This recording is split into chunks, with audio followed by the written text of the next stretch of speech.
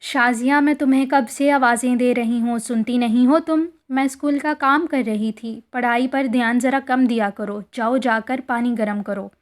شازیہ اپنے والدین کی اکلوتی بیٹی تھی۔ والدین ایک حادثے میں وفات پا چکے تھے۔ وہ اپنے ماموں کے گھر میں رہتی تھی۔ ماموں کی بھی ایک ہی بیٹی تھی، نیلم، جو شازیہ کی ہم عمر تھی۔ مومانی کا رویہ اس کے ساتھ اچھا نہیں تھا۔ ماموں کچھ سوچ کر خاموش رہتے تھے۔ شازیہ نیک فطرت لڑکی تھی، گھر کے سارے کام کرتی تھی اور اس کے باوجود اس گھر میں اس کی کوئی قدر اہمیت نہیں تھی۔ نہ کوئی کام اس کی مرضی سے ہوتا تھا۔ شازیہ کے ماموں گھر کا ماحول خراب ہونے کے ڈر سے خاموش ہی رہا کرتے تھے۔ ایک دن مومانی نے ماموں سے کہا، شازیہ کی پڑھائی کا یہ آخری سال ہے، اس کے بعد اسے گھر بٹھا دیجیے گا۔ ماموں نے کہا، تو کیا شازیہ صرف میٹرک ہی کرے گی؟ تو کیا آپ اسے ڈاکٹر بنائیں گے؟ پڑھائی میں پیسے نہیں لگتے کیا؟ مومانی نے کہا۔ شازیہ دروازے کے پیچھے سے یہ سب سن رہی تھی۔ وہ سامنے آ کر بولی، نہیں مامی، ایسا مت کریں، میں آگے پڑھنا چاہتی ہوں۔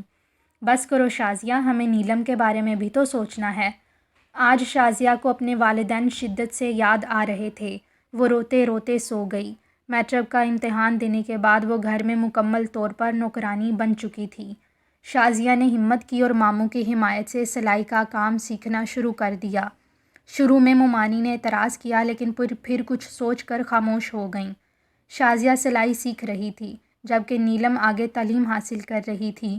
شازیہ نے محلے کے کپڑے بھی سینے شروع کر دیے۔ اب آہستہ آہستہ شازیہ کے ہاتھ میں کچھ پیسے آنے لگے تھے، مگر ابھی انہیں خرچ کرنے کا وقت نہیں آیا تھا۔ وہ اپنی منزل تک پہنچنے کے لیے بے قرار تھی۔ جب ایک معقول رقم اس کے پاس جمع ہو گئی تو اس نے اللہ کا نام لے کر ایک چھوٹے سے بوتیک کا آغاز کیا۔ کچھ اندیشے بھی تھے، لیکن رفتہ رفتہ کام چل نکلا۔ وقت بڑی تیزی سے گزرتا رہا۔ اب شازیہ نے ایک شاندار علاقے میں بوتیک منتقل کر لیا تھا، جہاں لوگوں کی آمد کافی بڑھ چکی تھی۔ اب وہ ایک بڑے کاروبار کی مالک تھی اور اس کی صحت بہت اچھی ہو گئی تھی۔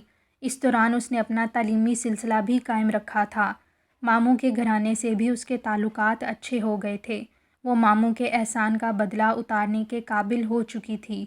مالی طور پر مستحکم ہونے کے بعد اس نے اپنے جیسی دوسری لڑکیوں کی مدد کرنے کا فیصلہ کیا۔ اب بھی کبھی کبھی وہ اپنا ماضی یاد کر کے کانپ اٹھتی تھی۔